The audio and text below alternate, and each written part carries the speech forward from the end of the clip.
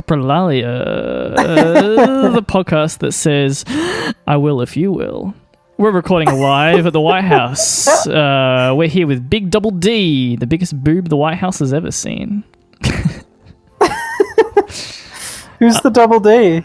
That's old D Trumpy boy. Is it Donald Trump? Yeah, we're in one of his hidden closets in the Oval. Is it called the Oval Room? The Oval Office. The Oval Office. That's Oval it. Yeah, Office. because apparently work gets done. little rib of Donald Trump there. This is Coprolalia podcast with me. I'm Rye, and we've got Giles, and with a couple of crafty artsy fartsy boys who make the drawings on the websites that you enjoy. If you've seen a drawing that you enjoyed, it was probably one of us that did it. Yeah, and we record this little thing that we like to do every week. Yep, because it stops us from getting dementia. You're not wrong there. I think I just had a stroke just then. Because that's the symptom of dementia, is just stroking out. I don't think that's true. I don't think that is true. Whenever I pictured the Oval Office, I always pictured a circle, which is absurd when they always call it the Oval Office, and then I still picture a circle. It's weird to look at. I'm looking at photos of it now. I'll throw one up for you at home. Is it an oval? Yeah, it's an oval, boy. Looks like it. But it looks like a fisheye camera is just taking a photo of a regular room.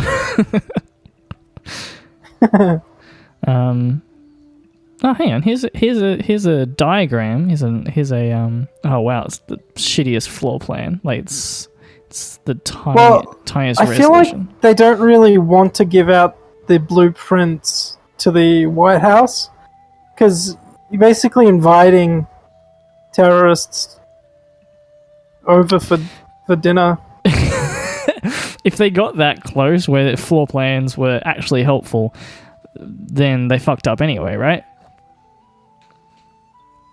What do you mean? They've done a good job if they've made it to the Oval Office. No, I'm saying they've done a good job. The terrorists has done a good job. I'm saying the government has done a bad job if they got to the point. Oh, if they got close enough where the floor plans were helpful anyway. I'm also going to throw in an image of the Oval Office in Trump style, which has got leopard print carpet and drapes. The chandelier. Yay! What the fuck? Chandelier, I'm checking this shit out. Chandelier is a big dick, and there's a couple of photos of Donald Trump on the thing. I'll send you a link to it, Gilsey.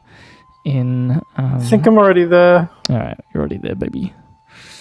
So I'm going to actually, since I just did that, baby, not that it's only Steve Zaragoza of SourceFed fame is thing, but we were just having a little chitty chat about mannerisms, which took me a long time to find the word.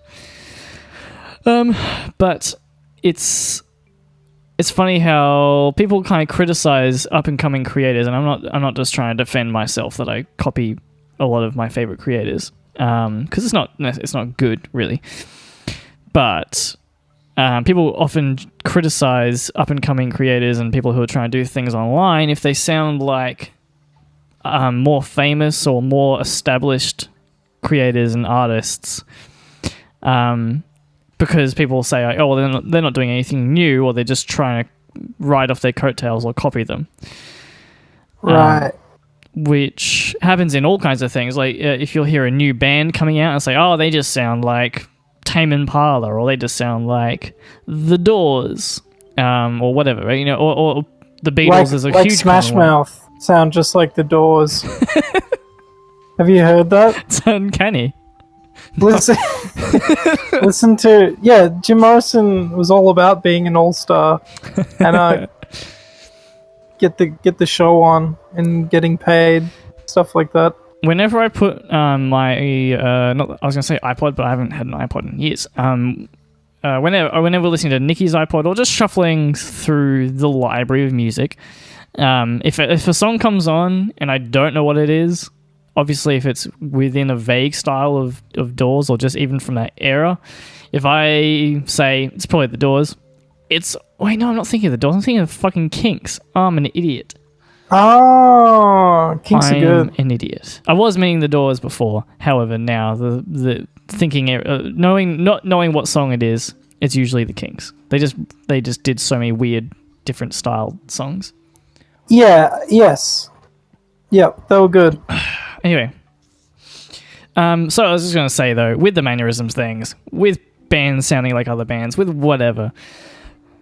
That's how everybody starts. That's how everyone who starts to make art or anything gets going. Is just basically like, sure, if you're just trying to copy and that's kind of your goal, if you willingly copy just to try and get famous, that's dumb. Yeah. It's also not going to work. But most people who just get started drawing, playing music, speaking in a microphone, fucking whatever, will usually just copy their contemporaries to start with. It'll be a mashup. Everything will be worn on their sleeves. You'll pick every influence straight up, and it takes time to get to a unique place. Imitation is the most sincere form of flattery, as they say. Mm-hmm. And we generally are imitations of other people. Like, we don't really have a strong model for what a human is when we're a child, and we rely on teachers and parents and friends to guide us pretty much everywhere. Like, we have this resilience or whatever, we have this character that's within us, but it doesn't know everything, and we certainly will always find people who understand something better than us in different areas. Mm-hmm. It's unavoidable that we are imitations of people who are doing it well. It's I didn't actually have much to contribute there. Just feel like I was part of the conversation. You just wanted to point it out. I agree. It's like people strive for uniqueness, but I think it kind of gets in the way of what they're actually trying to do sometimes. Like, just being unique is not inherently good.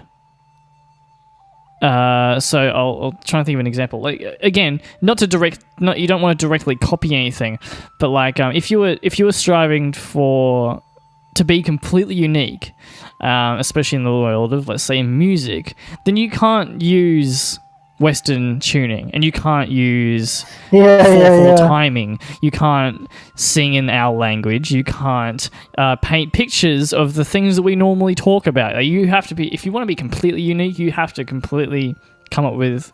You can't be human anymore. There's nothing to. Yeah.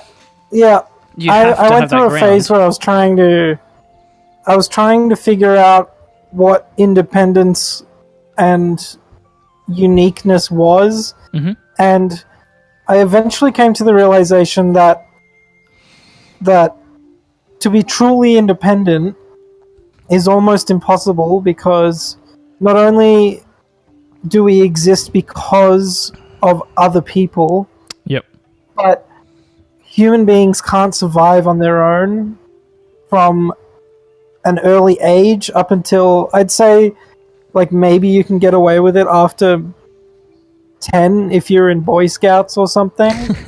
But you die. If you're a baby, you die if you don't have a parent to look after you. You just fucking croak it. and babies need to learn to ask for help. Yeah. We as long as we speak a language that was the collaboration of so many people before us, we use products, we use techniques that other people developed. We eat food prepared in using knowledge that other people investigated and studied. You just can't do it. You, like, I mean, we have this idea of an independent person. They're living by themselves. They work a job, or maybe they're self-employed, whatever. They're not really independent. Yeah. They might not rely on a close friend to do things for them. That's not really independent, though. They self-employed. They might even have their business online. Yeah. Their website is hosted by a company. Another company ships their products. Another person has to purchase their product. There's just no such thing as independence. Yeah. In the literal sense. If you believe you're going to push humanity forward, okay, so to be completely independent, which we've moved to die probably. We've moved away from being unique, but it's kind of the same. Yes, yeah. You don't need anyone else's help. You don't need help in death. But yeah, we've moved away from uniqueness to independence, but they're one and the same for a lot of people. It's just like to show your independence, to show you're strong enough to hold up on your own. So if you want to be doing that, then yeah, you can go and live in the wilderness by yourself. And but also, if you go there, you're probably going to be using techniques and ideas that you learned from previous human exploration and ways we survived. Yeah. Anyway, but yes, the humanity achieves very little as individual people. You know, like people. You'll paint a picture of like one person pushing humanity forward. Let's take an example of like Elon Musk comes up too frequently for my liking, but I'm a big. We haven't talked about him in a couple weeks now. Okay, no one listens anyway. So Elon Musk. Elon Musk is a good example. Like, he's obviously at the forefront of what he's doing. He is the face of what's happening, but obviously there's so many people behind him that are actually the scientists developing these ideas. Yeah. He didn't invent money. He was given it because of a service he provided. It takes two to tango. It takes two to build a space company that's going to go to Mars. Yeah. It takes fucking 600,000. It takes humanity working as a collective in small pockets for the most part. But this is the great thing about the future is we could potentially all work together if we want to be optimistic about it, and I sure do, because there's no much point in not being optimistic. Yeah, the people who are just fucking ruining it for everyone else should just fuck off, to be honest. They should go discover independence. Anyway, you know what I'm saying. To circle this back though, to what we're talking about with being creative and being an artist and whatnot. Basically, people who do everything by themselves, and I'm absolutely guilty of this in terms of making a what you'd call an artistic product, making an actual album or whatever. I'm always this person who likes to try and do everything by themselves. I don't like additional input too much, more just because of the workflow. However, a lot of my best stuff has come out of collaboration, and collaboration is the most important thing to art, perhaps. I would dare to say. Yeah. To a degree. I don't know if I actually even believe that statement, but Van Gogh suffered through loneliness when creating some of his best work. Oh, okay, actually, here's a bit of a thing. It's people romanticize that idea of being the lonely artist who did everything. Especially, Tame Impala, we mentioned before. Kevin Parker's a great example. Everyone loves to talk about Kevin Parker because he did everything. He played all the instruments, recorded it in his bedroom, mastered it, blah, blah, blah. He didn't master it. But nonetheless, he produced all this work by himself. And everyone's like, wow, it's amazing. I was like, well, yeah, that is amazing. That's pretty cool. But it's only one way of doing it. Doing it with other people does not in any way lessen the final product, and in fact you're going to get to a place that you couldn't get to by yourself. At the same time, that group of people can't make the one thing that a solo person did, you know? Like, they're all it's about finding how you work, and being afraid to ask for help is only going to hold you back. If you don't want to work with other people, that's fine, but don't be afraid to if you need to work with other people. Totally. And It's entirely possible to become, what's the term? To believe that other creators won't understand what you're doing, Yeah. and that somehow you'll never be able to find some middle ground between what you envision the product to be and what they're going to change it into. I think it's... Yeah. Do you feel that actually?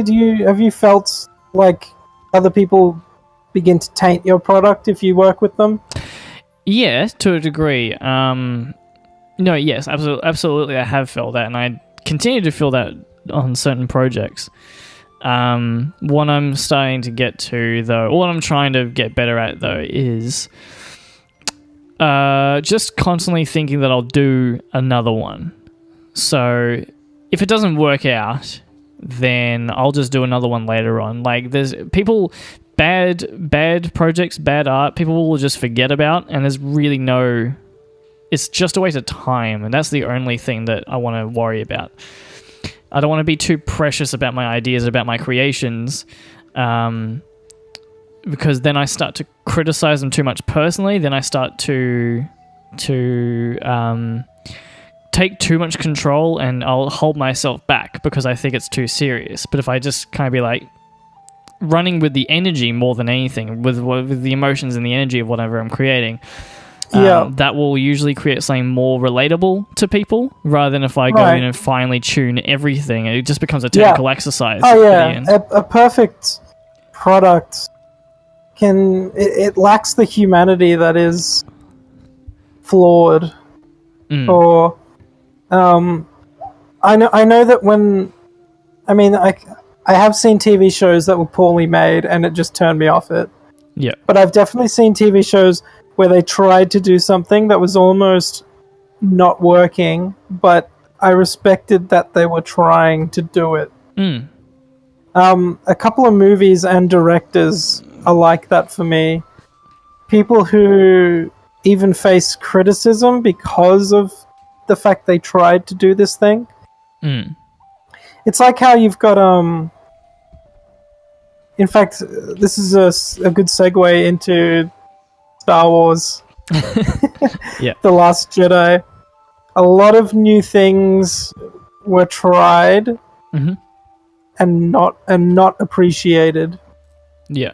I think in a different context they might have worked, but you have something that is an almost sacred bit of art within certain social subcultures. Yeah. And you can't be experimental. You're not really allowed to be. And that has to be detrimental to the art, right? Yeah, I reckon the weird thing is the writer-director who did The Last Jedi, he has a movie from a few years back. Like over a decade or more. I'm not talking about Looper. That's the one everyone knows him for. Yeah. But he made a movie called Brick. That I think we tried to watch it once a while ago. It's about a high school kid who's it's all done in a film noir style. Yeah. Like a detective movie, and it's a high school kid investigating why his girlfriend died as part of this drug ring she got caught up in. Yeah. It's incredibly dark. The language is thick with... It's got a style to it, so they use phrases that you'd see in a noir detective novel, but not in real life. Like, not actual high school kids talking like that. This is all coming back to me. Sorry? This is all coming back to me now. I think I remember. Yeah, it's just like... It's artistically free. I think he made the thing he wanted to make. It didn't really sell well, and no one knows about it, but I thought it was fantastic. And bold and brave. And it saddens me that the latest Star Wars movie, it looks like something that was... It looks like something that was trying to break barriers, but just within the context of also being a nostalgia trip. So it's like, I'm going to be really out there with something that's incredibly untouchable, Yeah. and you've got a conundrum that doesn't really work. Well, this definitely plays into taking it too seriously. Okay, so I guess I try and always remember, and I try and want to bring everything back to the idea that humans like to think that we're really profound and we're really clever, and we are really clever, obviously, in the scale of other things, but we like to try and imagine that there's a lot more going on than just the fact that we want to be around each other. We just want to make each other laugh and be happy with each other and just feel social with other human beings. That's just physically, you start to feel part of a shitty. community. Yeah, you feel shitty physically and mentally when you're not around other people, for extended periods of time. And even me, I consider myself introvert.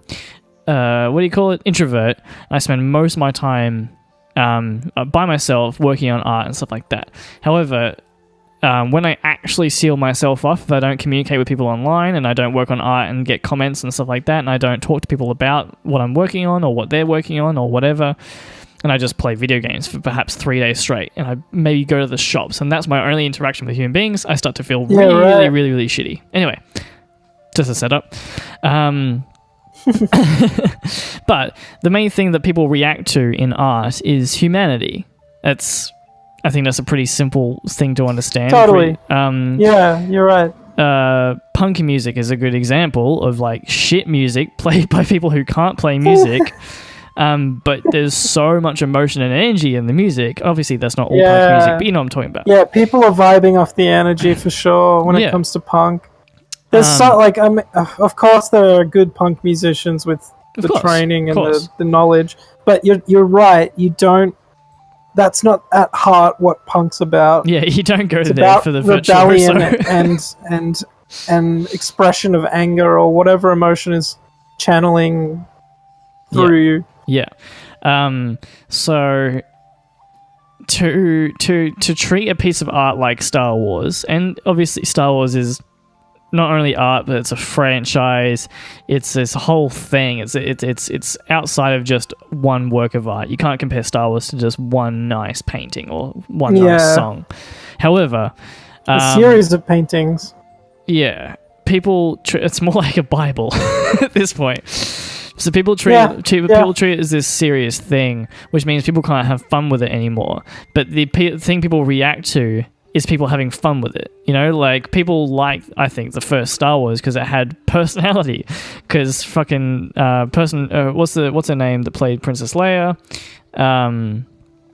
Carrie Fisher was apparently pretty whacked out on drugs and hell yeah. And I've suddenly forgotten all of the fucking cast's name.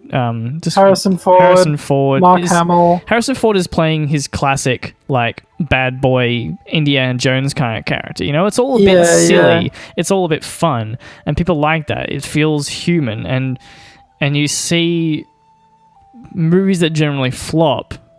Especially nowadays, you can tell when something has been crafted as a product that is pre-packaged, ready to go. Every detail has gone through design after design, focus group tested, all this bullshit.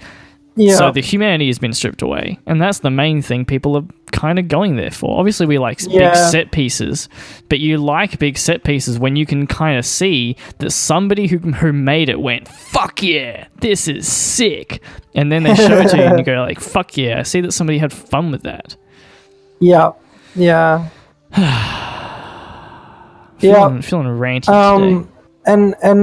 And going on your comparison of the Bible, the Bible has some stories in it that are just fucking just crazy, inconsistent, written by madman. Yeah.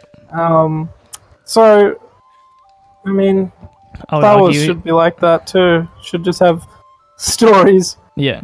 And written by madmen. that's the thing about it as well. Like, it's like people have been having fun with Star Wars for a long fucking time, and that's any franchise. People like to. That's why fan fiction exists, because people like to take these ideas and throw them into a fucking into a blender and see what happens. Let's throw some Batman into Star Wars. That's why we have Shrek and Shadow the Hedgehog in relationships. What? Have you seen the fan fictions of Shrek the Ogre and Shadow the Hedgehog? No. So there's like sexy fan fiction. Yeah, adult fan fiction about those two characters. Yeah. I'm just pointing out a beautiful example of the fandom. Yeah. Of fan fiction. And actually, I saw, not long after The Last Jedi came out, I started seeing threads on a random website that were putting Rey and Kylo Ren together in a relationship. Yeah, same and thing. like they were obsessing over it. Like they wanted it to happen. Mm-hmm. Yeah. That's all I got. That's kind of a sign that it worked in a way, isn't it? Like you've set up inspiration for people to have fun with it. And that's really kind of all it's supposed to be. Here's another example. I'm going to bring it into video game realm because I've been thinking a lot about video games lately, because I've been quite inspired by a number of creators on YouTube. Shout out to Nakey Jakey out there if he would ever listen to this. Doom it won a shitload of awards, kind of rekindled a lot of people's love of first-person shooters, even though first-person shooters are like the video game that everyone plays, you know? Like there's the flag, if in terms of genres of video games, first-person shooter is the flagship. I would actually say your World of Warcrafts, your RPGs. Perhaps. But for wider audiences? Maybe you're right. Okay, but nonetheless, when you play Doom, there's so many moments when you can hear... It's a male flagship. Huh? It's a male flagship, the first-person shooter. Yeah, okay, maybe that's probably a good point. But anyway, yeah. I mean, just in terms of they've marketed towards stereotypical guys for the most part. Oh, yeah, because also the army is marketed to men too. Yeah. Anyway, there's so many moments in Doom when you see, like, oh, they had fun with that. They really enjoyed making that thing. Like cool. when he first steps out into onto the surface of Mars, and there's like fucking metal playing, and as he steps out of the elevator, he cocks his gun, the shotgun, in time with the music, and that's when it's like, okay, here we go. And I'm like, yes, that's what we need. And there's so much of that game which is just pure fun, first and foremost. I think it looks like the developer had fun, so the player's having fun. Now, just to compare that to a focus group tested, well-crafted, perfectly designed game like Call of Duty, there's so many things in you when you go like, okay, they did that because that's going to bring in money. Or it's like... even the big set pieces, big explosions and stuff like that in those games feel like I knew that was coming because they know that that's going to get a slight reaction, just enough of a reaction so I'll come back for the next one. But it's not something that's going to stay in my head for all that time, because they don't take risks with it. And God, I can think of fucking 1,000 examples of this. All the Marvel films these days, you know, anything where the humanity is stripped away. Totally. I can't believe focus testing is even a thing. Well, like, it makes sense that it exists, but like, when would an artist with an actual vision of what he wanted to make go, oh, I'm just going to put it to a group of random people to see whether it's good or not? Yeah. I just think once you're at that point, like, you've lost the vision or whatever you wanted to make. Yeah. I guess not that it hasn't existed in the past, because obviously Hollywood has pulling weird shit for a long time just to make money. Music industry is doing the same, but I guess we're getting to higher and higher points of this idea of that, like, art is something to sell, something that you make money off, and like that's. I mean, obviously, it's great for artists to make money just so they can spend as much time and energy making art. But art is inherently like supposed to be based on inspiration, based on the person's experience with humanity, and it's kind of it has to be received. Not has to be, but it's supposed to be received, generally speaking, by the rest of humanity with a sense of humanity. This is the key form here. It's humanity. Yeah. It's by people for people, and totally. And let's get a topic going. Let's redirect this flow. All right. We got two here. One's relatively close to what we're talking about in a way. Well, kind of. It's very much based on being a creative individual, which I guess is what this podcast should kind of be about. Yeah. Do you want to dive into topic 2? This is a massive lull in the podcast. I'm like literally feeling lulled as well. Yeah. I'm gonna slug it out though, because that's what I do. We got half hour, boy. Training your mind to be creative. Yeah. People act like they don't have a creative bone in their body. Frustrates the fuck out of me when people this kind of might be changing these days thanks to online and Instagram and stuff like that, where people can have just an idea and turn it into a thing pretty easily. However, a lot of people still say like, oh wow, it's amazing you can draw, I wish I could draw. And I have an example here of when you first... Everyone can draw. Well, yeah, but yeah, go on. Everyone can draw. People who start trying to learn Kung Fu, obviously the first kick or the first punch or whatever the first thing you do is going to be dog shit.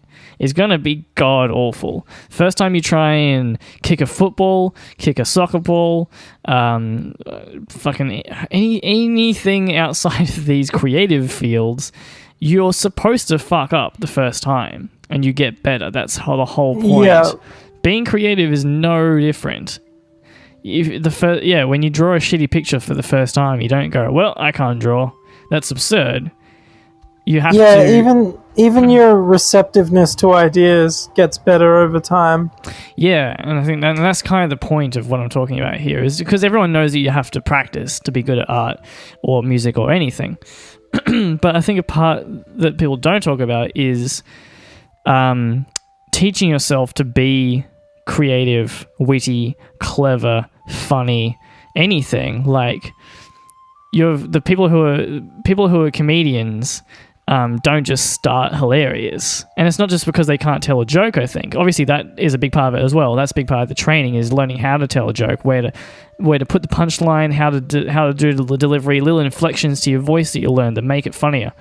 But also another big part of it, I think, is switching your mind into that way of thinking about analyzing the world. Yeah, shifting gear into that mode. I've been watching a lot of comedians in cars getting coffee. Oh, yeah. And did you watch the one with Jim Carrey? Yes, I did. Yeah. Oh boy, do I love Jim Carrey. Him trying to drop his sweetener into his coffee cup from the roof. Yeah. It's so funny for some reason. Jim Carrey feels to me like he's been on top for so long. So now that he's trying to search for humanity and be really profound, as much as I love it and I agree with a lot of stuff he's said, it also still feels like he's in a very he's in a dream world. Like he's living in Hollywood as one of the biggest, highest paid comedic actors of all time. So also, he's living in a dream state. He'd be in an echo chamber too. Yeah. He's surrounded by people who are just like, oh yeah, I'll spend thousands on your art. I love you, Jim Carrey. Yeah. And him going, yeah, but is it good? Yeah. It's easier to listen to the critics, and people talk about that a lot. When you become famous, you're constantly at the critics' mercy. Yeah. But you also have endless amounts of people telling you that you're a god, and it would be really hard to not listen to that as well. Yeah, that's what I mean by echo chamber. Yeah. Just a whole lot of enablers, and no one criticizing you. Mm. It's hard to criticize someone like Jim Carrey, though, because like even how he is now, I would still be like, yeah, you just keep doing it, Jim Carrey. Just keep carrying on. Hey. He's not. It's not like him going crazy makes sense for his next character development, you know? Yeah, imagine if he starts like parodying himself. Yeah. Gosh, I mean that's sort of what he already is doing, like saying that he like doesn't exist and stuff. That'll be a fun character for him to play later on. Yeah. He I don't really exist. He touched on that in Man on the Moon. And when he was. Oh, you watched it? Oh yeah, I watched it a couple of times. It's fucking good. It's one of the best. But I watched the behind the scenes one. Jim Carrey and was it Andy and Jim, or Jim and Andy? Yeah. And behind the scenes, when he's playing Andy, he's criticizing really harshly Jim. Saying true. Yeah, he just wants to be loved and all of this stuff. Yeah, right. And like saying like he never shows up to work, but he's going to get all the credit, all this bullshit. Which is a good joke anyway. But he's kind of gone down that rabbit hole already, and I can only imagine. I can't imagine where he's at anymore. He's explored some depths that a lot of people can't. Probably because he is in a dream state. Like that's actually that's a world that we can't explore because he's in this whole other dimension. Sorry, go on. No, that's it. I finished. Stop. I was about to say I'm glad you brought up Jim Carrey, but it was totally me. Because Jim Carrey, right? We were talking about how your first kick sucks. Yeah. His first time on stage at a comedy club, he just fucking killed it. Yeah. So, like, he is in a dream because he hasn't been... I don't know, maybe he's been equally shit and funny at the same time his whole career, that there's never been a point of totally sucking or totally brilliant. Yeah. I don't know. I'm making that up as I say it. But he just killed it in his first set of comedy.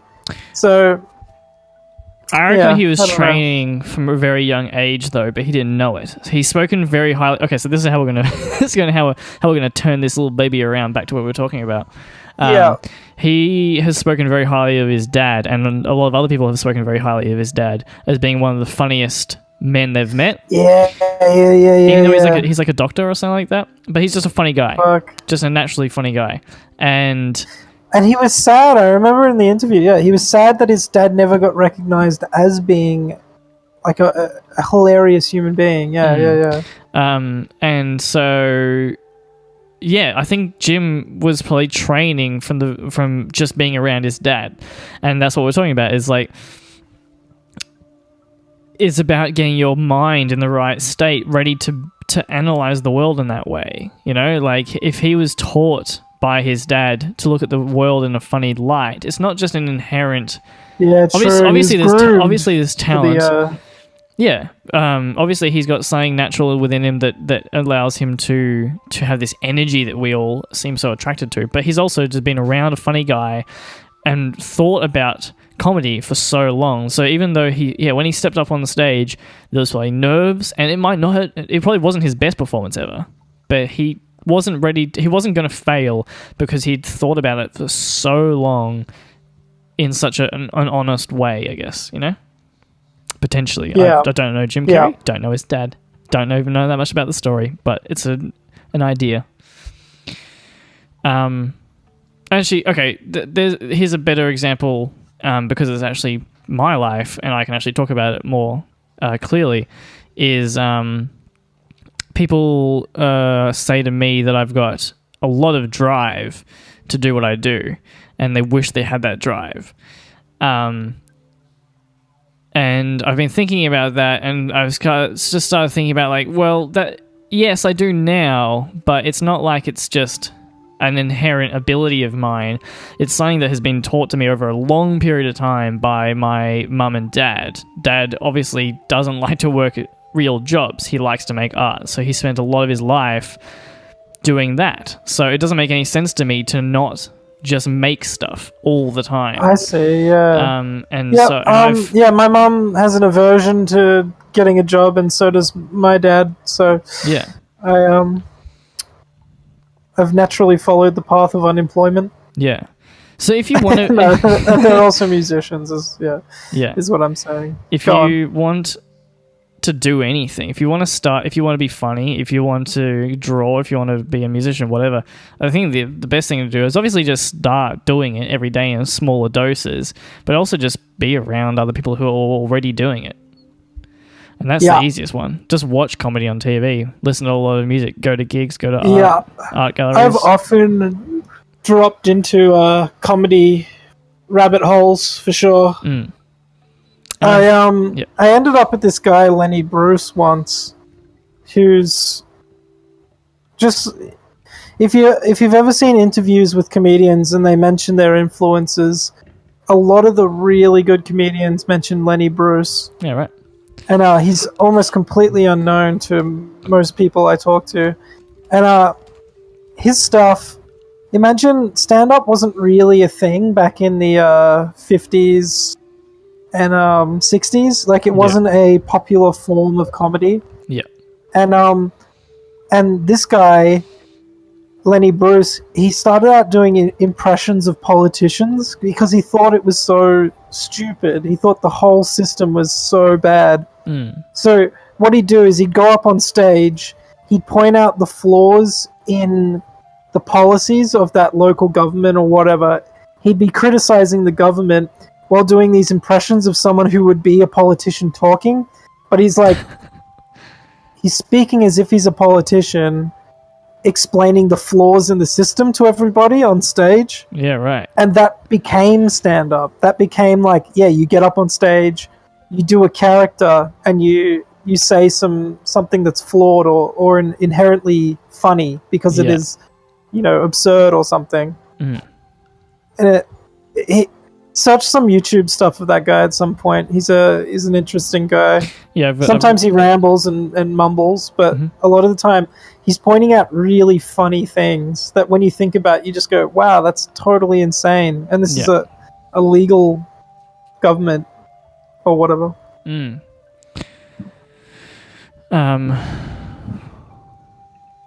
I've written them down, and I'll write them down. Chuck it in the description below. Yep, so y'all can check him out in your own time. Hit a wall in terms of that I just agree with everything we've said. Excellent. It's a nice little bow. Really tackling how to be creative. Yes. Yeah, let's get back there. I have this friend on Facebook. He admins pages that do quite well. One of his pages has about 400,000 likes. Mm-hmm. And he was talking about not having motivation. I don't know why my voice is breaking. I'm well past puberty at this point. It's probably just hot and we're both parched. Yeah. Oh, totally. I haven't got any fluids. Yeah. I've been dehydrated. Most of our issues come from dehydration. Very true. Drink some water out there, you boys. Yeah. And girls. I just call everyone boy. Cool. Let's make it an ungendered term. Yeah. just means person. Yes, this friend I have, so he's already got some sort of secret to success. He's figured something out that works. Yeah. But he goes on these depressive rants where he's like, "Oh, I don't have any motivation, and oh, look at all these things I want to do but just can't do." Yeah. And it's entirely mental. Like there's nothing stopping him. Nothing at all stopping him from just doing these things he wants to do, except for this made up idea that he doesn't have motivation. Yeah. And then that's just a bolt, like a snowball effect. Like, oh, I don't have motivation, therefore I can't do it. Like, if you're motivated enough to figure out you don't have motivation, you have enough energy to just move your arm and write something down. And sometimes it's as simple as starting it. The project then inspires you to continue it. Yeah. Just what do people think motivation actually is? Do they think it's the moment you're sitting on a couch with nothing to do and your brain just gives you this rush of endorphins where you're like, I'm going to bake a cake? Yeah, that's what people think it is. Absolutely. They think it's this mystical thing that just comes out of nowhere and go like, holy shit, got an idea and I'm going to go write a screenplay because you were walking in a park. Yeah. It's like, no, that's not how it works. You get to those moments. I mean, obviously it's different for everybody and people do have some eureka moments. And I've had plenty of them for cartoons and stuff like that. But it's usually because, and this is a great example, exactly what we were talking about before, is that by me setting a goal that I have to have a cartoon ready to post every single day, I can't just not do it. I've set this goal for myself. And obviously I could just stop. But once you set that goal, and even on the days you don't feel creative, you're like, okay, I guess I'm gonna Hello! Hey! And Joel. Hello, Joel. It's been a little while since we had Joel on the podcast. Yeah, totally. Yeah. Been up to things. Oh, he's a busy boy. Yeah. I actually just got back from a festival. Oh. What festival did you go to? I went to Spin Festival. Never heard. Which is a flow arts festival. Ooh. So that would have been fucking impressive. Oh, dude, it was Joyce. Finger gloves and sorry, they're not called finger gloves. Gloving. Gloving. Yeah. So like lights on the end of fingers. Not much of that, or nah.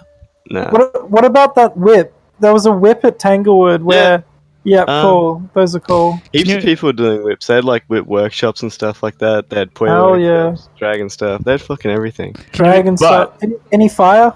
Yeah, fuck yeah. They had a big fire circle and everyone was spinning inside it and stuff. They had about 8 people in it like a time and it's just, oh my goodness. Can you explain in very layman terms what flow arts is? Because I had to Google it.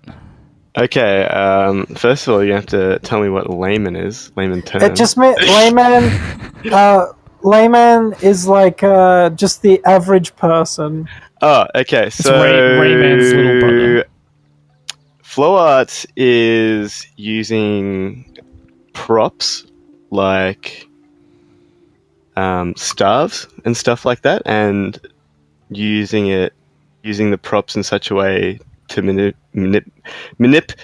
manipulating props in a way to kind of dance with them, I guess. And spin them in certain ways. Create visual patterns and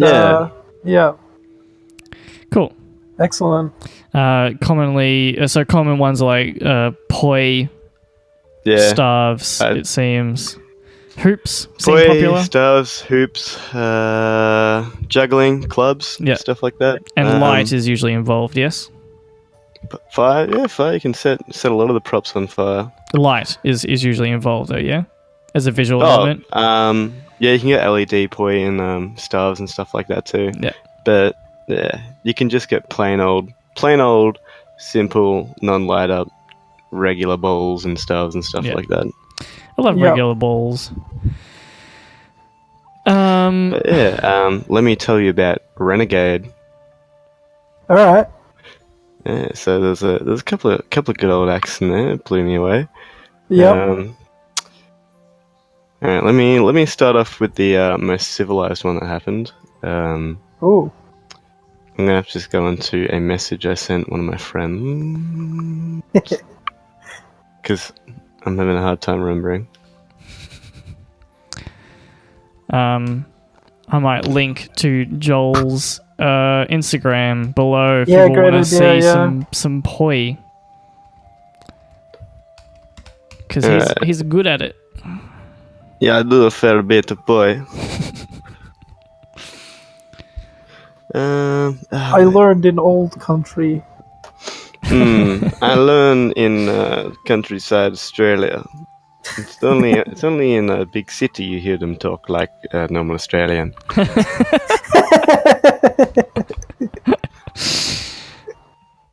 It feels like poi definitely started as a weapon. Yes, it did. It was used by Like nunchucks or something. by Maoris over in New Zealand. They use Oh! poi translates exactly just to ball on string, pretty much. So yeah, and they used simple people. They use them as like intimidation techniques and stuff like that. And Totally, I'd be intimidated as fuck. A big fucking Maori guy with a rock on a string. Just fuck that shit. Spinning it around him and just like, yeah, I'd be like, look, if I don't have a gun, you win. That's why when Europeans tried to take over New Zealand, it took a little bit more effort. Okay, so they're like, what the fuck? Yeah, turn this shit around, boys. Turn that car around. These guys are a bit more civilized than we expected. They got rocks on strings. Holy shit. So they had these professionals come in and they did some amazing fucking acts. But in one of them, they were fighting with lightsabers. Ooh, and one did a cartwheel and kicked the lightsaber into the other one's mouth and knocked out 2 of his teeth on stage. That was pretty hectic. But the next day he came back and he had his teeth put back in, and he was just fucking chugging back beers and shit like that after surgery. I was like, oh, fucking madman. Anyway, so onto the Renegade night. Everyone was doing performances and stuff like that, and it was pretty good and funny. But the ones that took the cream were probably this is the first one. They're only going to get worse from here. So. First of all, this girl walks up on the stage of Asian descent, I guess, and she goes, "Hello, everybody. I'm going to need 5 volunteers to come up on the stage." So everyone walks up, and then she just takes her fucking top off, and then she's like, "Okay, pull off your pants. I'm gonna spank everyone." And then she just fucking just starts going ham and just spanking the fuck out of these people all topless. And and just like everyone's pulling down their pants, just getting spanked, and it was fucking. Wait, was that was the whole act? Yeah, that was just the whole act. She just spanked people on the stage. Like, this was Renegade night. Anything went. And the next one. Wow. There was 5 people on stage, and they're doing fire eating. So they did this trick where one of them they would all put vapor in their mouths, and one would light their vapor, and then they'll pass it down to the next, and the 5th person was holding a bong, and the person lit the bong with the vapor that they were shooting out of their mouth, and they just ripped a huge cone in the middle of the fucking stage. Okay, and the next one, this guy just gets fucking like completely naked on the stage, picks up a fucking broom and like wraps his penis around it. Whoa! And he's holding the broom with his thighs, and he gets his friend to come up. His friend stands on his thighs and grabs his hands, and he pushes him up into a handstand over his head. All having this like broom wrapped around his penis. Oh fuck! I want to come to this Renegade night. It sounds fun. It was hectic. And then, all right, for the finale, this guy gets up on stage and he lies down with his head facing us, and he like on his back, and he rolls his legs over his head and pulls his pants down, exposing his ass, dick, and balls. And his assistant walks up with a bubble blower and puts it to his asshole, and he's trying to fart into the bubble blower to blow a bubble, but he didn't get it, and he was actually pushing so hard that he pissed on himself. Oh!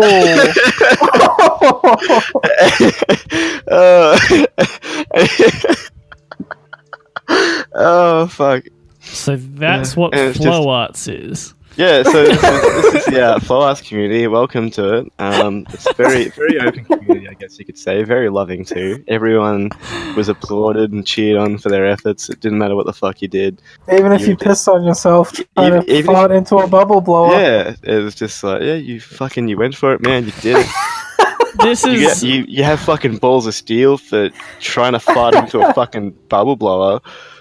Like, oh yeah. I love same thing when we went to an open mic comedy night, slightly different, but I think kind of the same thing. When somebody gets up and you're baffled by how they had the idea to go up and do the thing that they're doing.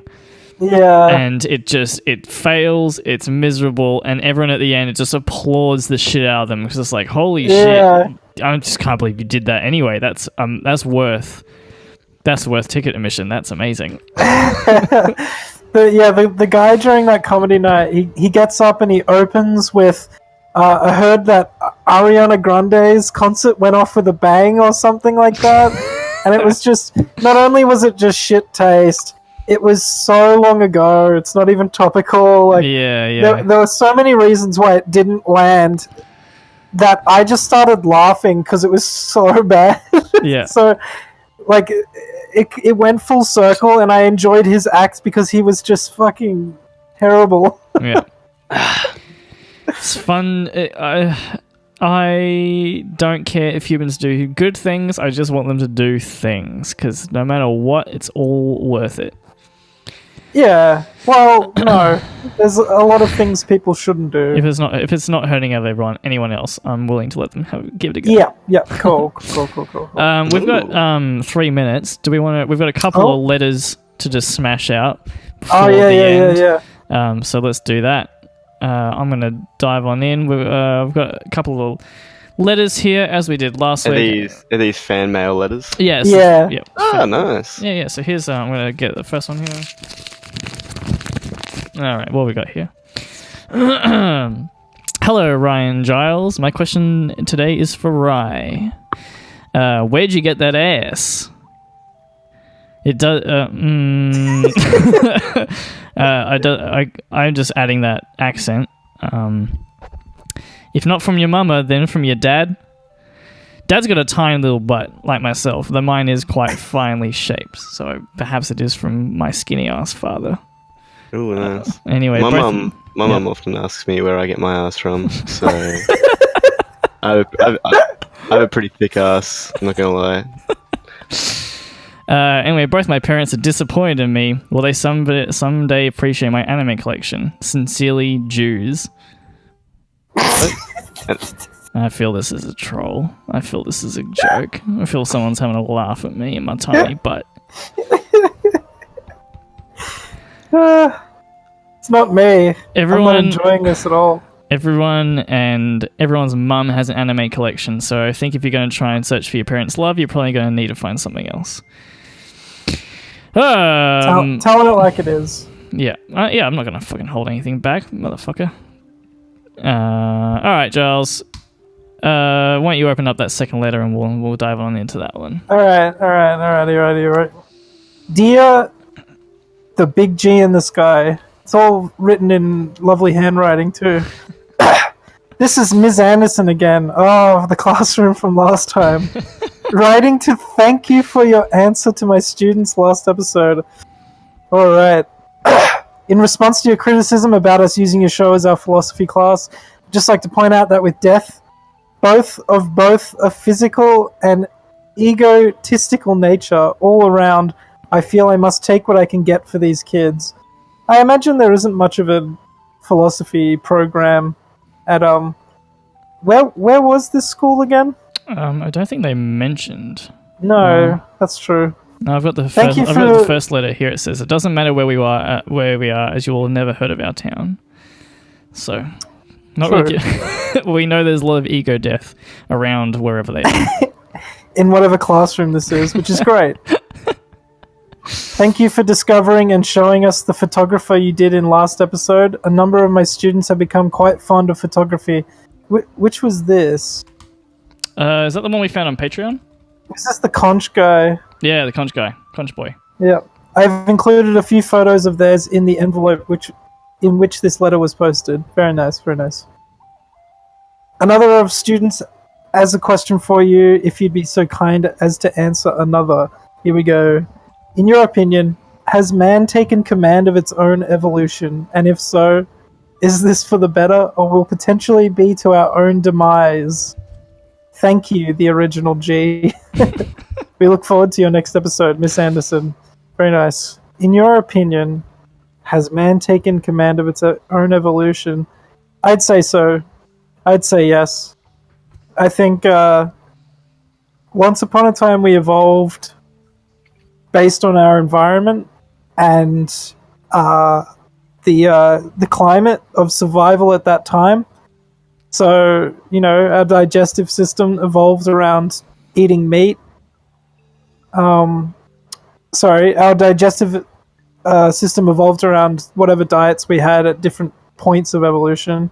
And now we are very specific about what we eat, the climate we live in, and we also have new chemicals and things that we're exposed to. So our bodies will adapt to like fluoride, carbon dioxide that we produce a lot of, and plastic, all of these things that weren't around before that are now affect our evolution over the next million years. I think if technology... if we survive that long, we might not even see a major evolution within the next few generations at all. Come to think of it, like it's going to take hundreds of generations to see an evolution of humans. The definition might need to be changed because perhaps technology is our latest evolution, and that's going to kind of be what changes humanity as a race. Yep, I mean, films like WALL-E have a good hypothesis. Like, we will become lazy with the amount of technology that we produce. If you want a good philosophy lesson, perhaps watch WALL-E instead of listening to this podcast. That's probably a better way to go. Though WALL-E costs, and this podcast is free. Anyway, were there the photos they mentioned in there? Yes, a beautiful photo of an old couple with a Shutterstock watermark on it. Very, very nice. It's amazing how they managed to capture that. Yeah. That's fantastic.